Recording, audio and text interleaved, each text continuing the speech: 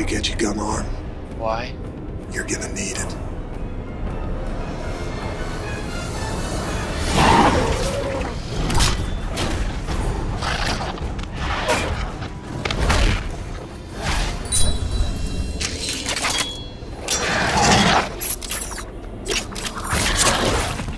Hey guys, what's happening? Niyat here with Film Comics Explained. As requested, today we're finally diving into the movie Priest, the 2011 action horror directed by Scott Stewart, based on the Korean manga of the same name. Starring Paul Bettany as the eponymous priest, Karl Urban, Maggie Q, Lily Collins, Gigandet, Stephen Moyer, and Christopher Plummer, we follow an alternate universe where vampire and humans are at war. The centuries-old feud led to the establishment of elite warriors known as priests that enabled humanity to gain the edge over the superhuman monsters. When the niece of a veteran priest is abducted, he takes it upon himself to hunt her captors and bring her back to the light before it's too late. I was tired of seeing the same old vampire over and over again. Very sexy, very cool, but not very scary. They're creatures, they're animals, they're insects, they're all of that kind of put together. We go to the vampire caves, which is, in a completely invented world. So we've created these sets that are sort of based on a bee colony. Priest was an opportunity to design a whole world. And part of it for me was, what could I say about vampires?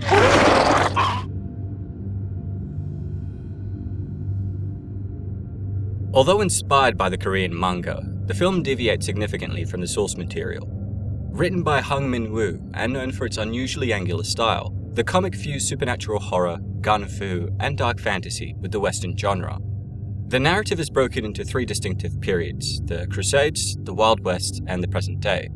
Focusing more on the Wild West part, the manga is actually about humanity's war against 13 fallen angels. After the war against Lucifer, God lost faith in the angels and showed preference to humanity. Furious by what he considered betrayal, the archangel Temazarella brought 12 angels to Earth, hoping to prove how flawed humans were to God. To this end, he created a cult around him and his angels and began playing God. The humans built temples and statues for them, and even performed sacrificial rituals which only angered God further. And so, for their rebellion and acts against humanity, God destroyed their temple. Their souls were then trapped within the statues, which were cast underground. The main protagonist in the story is Ivan Isaacs, an immortal 19th century priest. In the graphic novel, we learn that Ivan grew up in an orphanage. Going to a boarding school in his teens, he decided to become a priest. After writing a curious essay, he comes to the attention of a special branch of the Roman Catholic Church. The group then tasked him with recovering a special artifact named Domus Parada, a prison containing Temazarella and Belial. With the sudden betrayal by a group member that wipes out most of the team, including someone Ivan cared about, the priest released the fallen angels. Temazarella managed to escape from his chains and began a fight with Belial.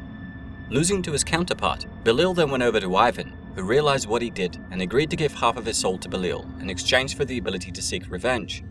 Ivan now stalked the West as an undead creature, sustained solely by his infinite rage and quest to destroy the 13 angels. While still loosely grounded in religion, the film abandons many of the characters, story arcs, and religious themes in favor of vampires. Ivan Isaacs is transformed from a demon-possessed priest that witnessed the murder of his adopted sister in the manga to a vampire hunter wanting to track down his kidnapped niece. And instead of Temazarella, the main villain in the movie is changed to a demonic priest named Black Hat.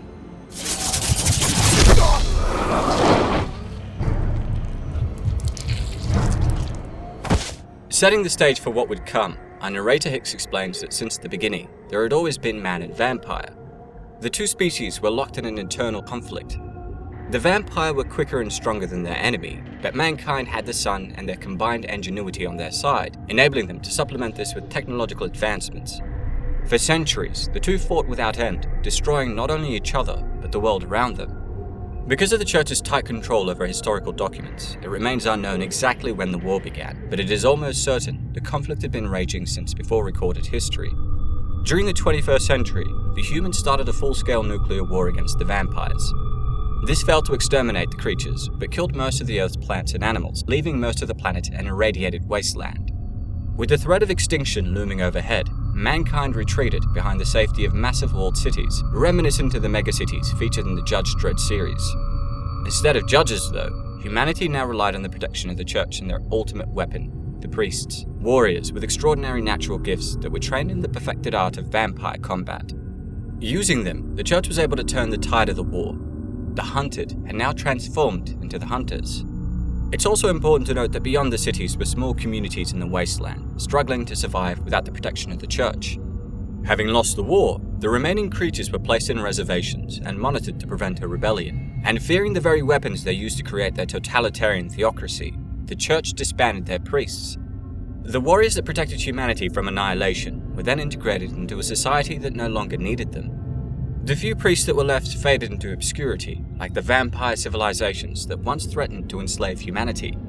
Blinded by arrogance and the desire to maintain order and control, the clergy within Cathedral City turned their backs on the wasteland, unaware a vampire queen was plotting mankind's demise. There is no vampire menace. The citizens have complete faith in the church's ability to keep them safe. You will not shake that faith. Showcasing the first part of her plan, the film opens to a group of priests infiltrating the Solar Mirror vampire hive years before the end of the war. What they think is a grave turns out to be a trap, one that kills a number of them and leads to the capture of our hero's good friend.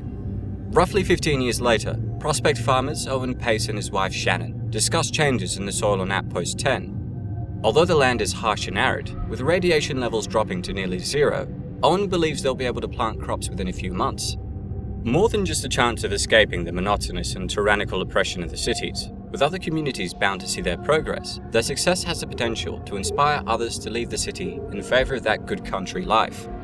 Their daughter Lucy, who recently turned 18, arrives home from town with the stereotypical rebellious nature that accompanies that age. Bored of their lifestyle, Lucy's been meeting up with her boyfriend Hicks, a young man that recently became sheriff of their region, much to the chagrin of her parents. Called out for lying about where she'd been, Lucy is told that they need to make sacrifices to live a good and decent life. Unfortunately, when saying a prayer for supper, the family are attacked by a horde of vampires. Locking their daughter in the basement, they tell her not to make a sound as they're viciously mauled by the creatures.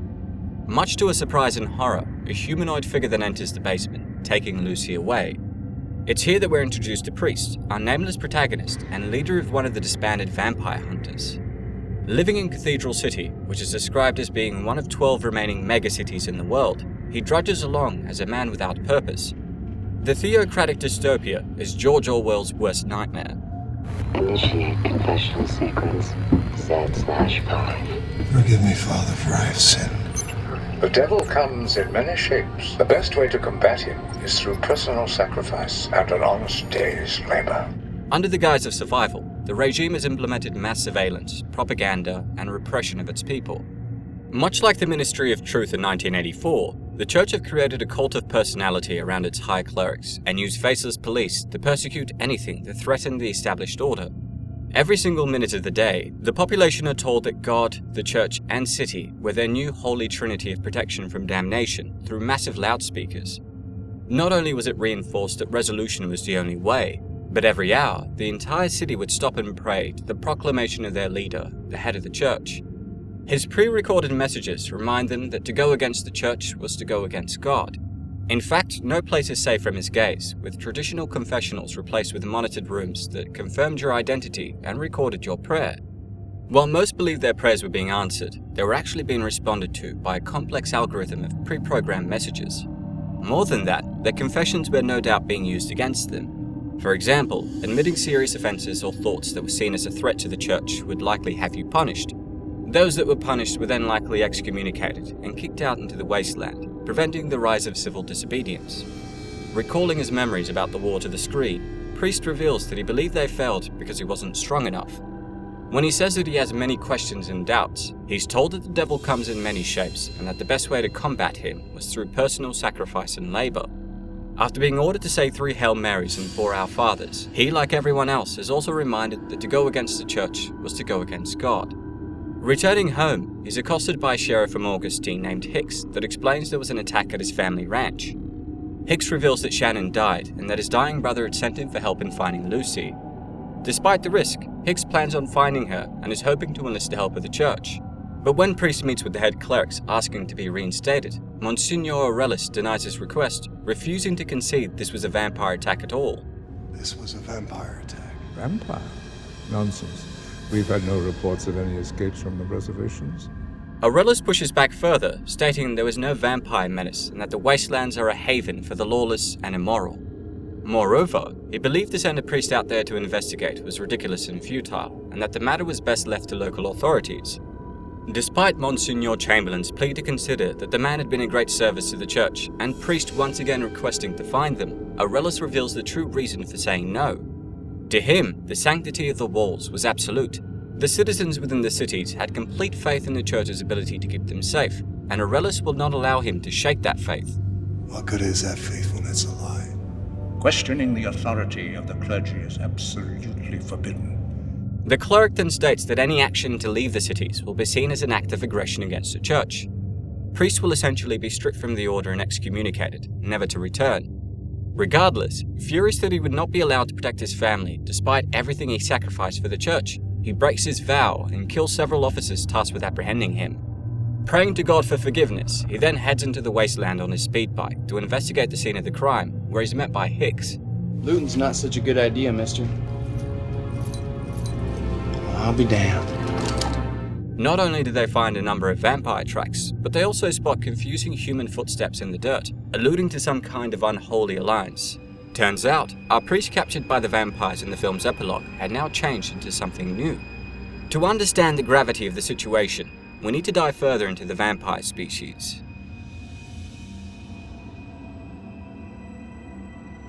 The race of ancient creatures drink blood to survive, but are vastly different to stereotypical vampires in popular culture. They are in essence a species of large, pale, hairless, earless humanoids that lived underground in vast hives and colonies. Their physical superiority led to the centuries-long war that devastated the planet, turning much of the surface into a dystopian wasteland. But I believe that there's much more the church had left out. While not specifically mentioned in the film, I think that they're actually directly tied to the 13 fallen angels in the manga.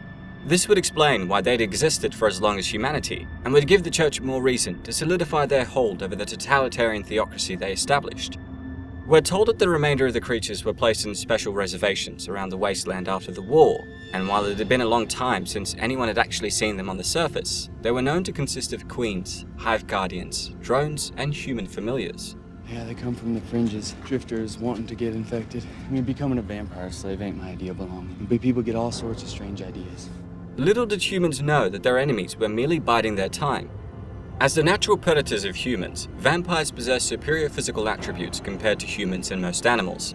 This included super strength, speed, agility, and senses. Not only could they smell blood across long distances and have enhanced hearing, but they also had night vision. Each hive was led by a large red queen. With two crests resembling bat ears and a menacing appearance, the queens had a large flap of skin that ran from their wrists to their ankles, presumably used for gliding. They also had long claws and sharp fangs, in addition to a power upgrade.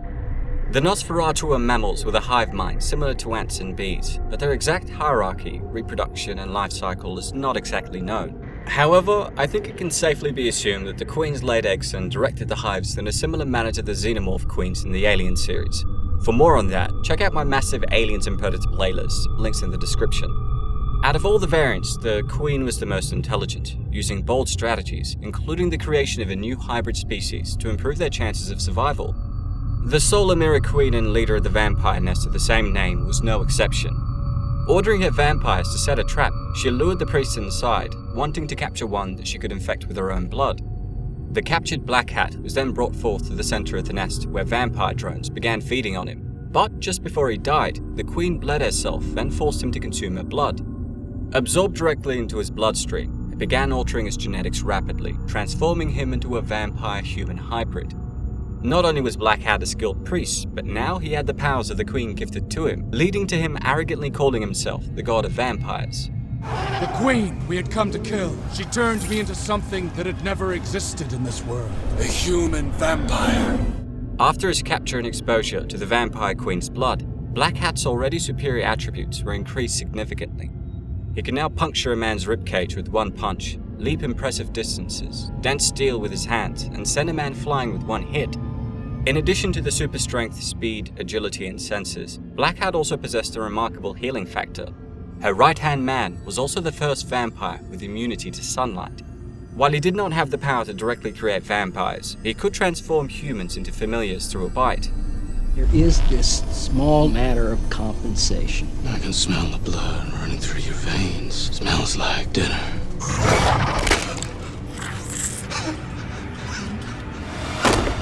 There's your compensation. The next rank down in the hierarchy was the Hive Guardian, the sole bodyguard of the Queen. 2 or 3 times the size of regular drones and covered in thick muscle fibers, the massive beast was surprisingly agile and fast for its size.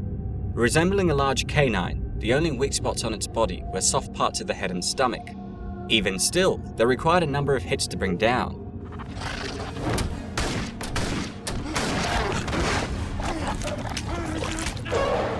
Then of course we have the drones, the workers and soldiers of the vampire species that kept everything together.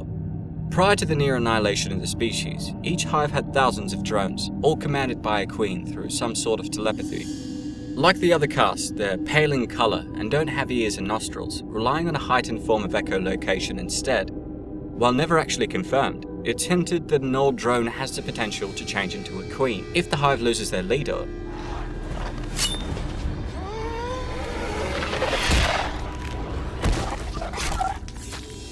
Finally, we have the familiars, humans infected with the vampiric pathogen. Considering the vampires had to avoid the sun, familiars functioned as servants, taking care of their needs during daylight, in the hope that they would one day be fully turned into a vampire. Vampires are a vicious lot. I have seen a vampire bite a man clean in half. When Priest and Hicks finally arrive in Augustine, they find a snake oil salesman peddling useless products he claimed would protect them from vampires. Despite everyone beginning to believe the man, the sheriff doesn't hesitate in driving him off. It's here that Priest gets to see his dying brother Owen for the first time since the church took him away 2 decades prior. Unbeknownst to Lucy and everyone else besides Owen and Shannon, Priest was actually her father.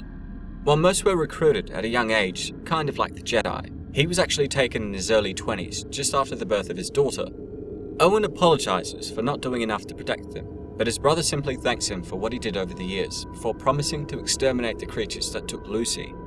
Hicks also reveals the church contacted him with news that Priest was excommunicated and had a bounty on his head. With the kid proving his deadly aim, Priest agrees to let him join. At the same time, the church call 4 clerics out of retirement to bring him back to Cathedral City, dead or alive. Burying the bodies of Owen and Shannon, the 2 gunslingers follow the vampire tracks north toward the Nightshade Reservation. Surprised to see familiars walking around alive, Priest is told by Hicks that with not enough numbers to enforce the rules, nobody cares that they're willingly allowing themselves to be infected. When they enter inside, they're even more shocked to find the guards dead and the underground hive seemingly empty. Attacked by familiars and vampires that emerge when the sun goes down, they learn that Lucy was taken west to the Solar Mirror hive where Black Hat was converted into a hybrid. While they learn the creatures wanted revenge for being turned from warrior gods to prisoners by the church, Hicks is notably taken back by the joy Priest had in killing the creatures. Regardless, noticing Hicks had missed a lot of his shots, the cleric gives him a note on shooting the vampires. Explaining their body weight pulled them in concentric patterns, he advises him to anticipate their trajectory. Approached by Priestess, one of the handful of clerics that survived the Solar Mirror ambush in the beginning, they team up and destroy a Hive Guardian vampire.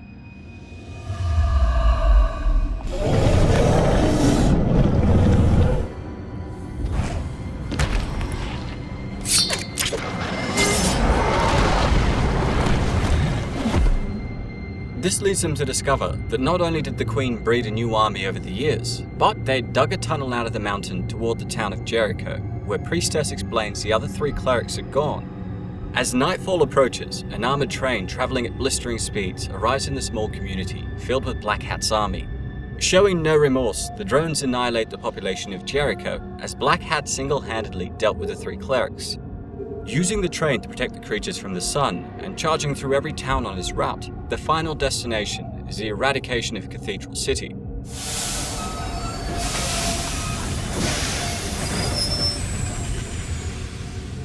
Is anybody there?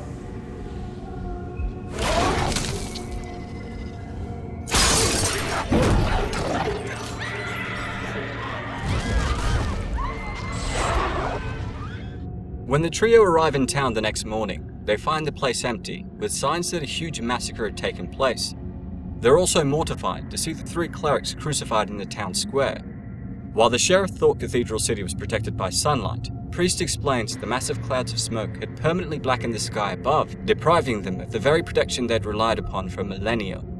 With the priesthood outnumbered, if the train were to reach the megacity, it would result in a massive slaughter that kick-started another holy war. It's here Priestess shares a moment with her former comrade and reveals that she always had feelings for him. Showing an abundance mindset, he kindly refuses her advances and tries to prepare Hicks of the possibility that Lucy might be infected. Believing Priest wanted to kill her, the sheriff challenges him and is told the truth about Lucy's parentage by Priestess, showing the cleric had no plan on harming her. Finding explosive charges that were used by prospect miners, the trio come up with a plan to stop the train. Priestess will speed ahead and plant the bombs on the tracks, while Priest and Hicks boarded the train. As the trio pursued the locomotive, Black Hat reveals his motivation to Lucy. His black heart now wants to be free from a life of suffering and sacrifice, to no longer be told that every desire of his was sin, a chaotic liberation he hoped to spread to the world. As Hicks jumped on board and snuck past vampire hatchlings to reach Lucy, Priest confronts Black Hat on the roof. Despite his formidable skill, he's beaten by his overpowered former friend and literally pinned to the wall through his shoulder. At the same time, Priestess guards the bomb from multiple familiars that try to disarm it with great skill.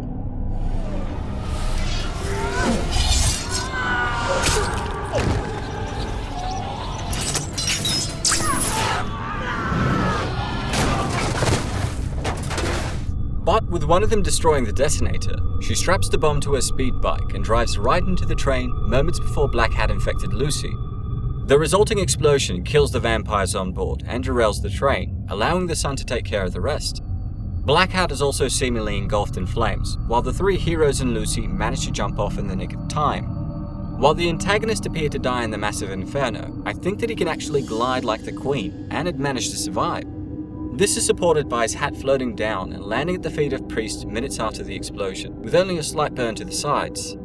With his daughter safe in the more than capable hands of Hicks, Priest finally returns to Cathedral City. Interrupting a mass led by Monsieur Aurelius, he throws a vampire head on the floor, much to the equal shock and horror of the clergy and civilians. Explaining he just stopped a burning train with hundreds of vampires that were about to wipe them out, he tells them that he had a queen to take care of. Despite the head of the church ordering them to apprehend him and rambling about the war being over, the officers let the religious Gigandet leave, undermining his power. In the conclusion, meeting up with Priestess, he's told that the other clerics have been notified about what happened and would now be joining them at City 7. Their plan is to essentially unite every megacity and remind them there was still a war being fought, one that was very far from over. There is no vampire menace. The war is over, Priest! No. It's just beginning.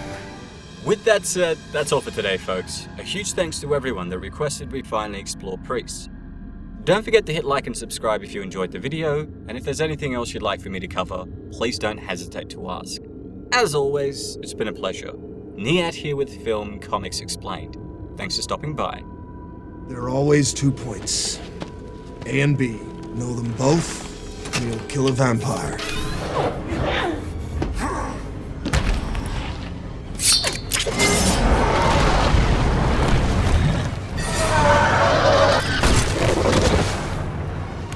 Point A, meet point fucking B.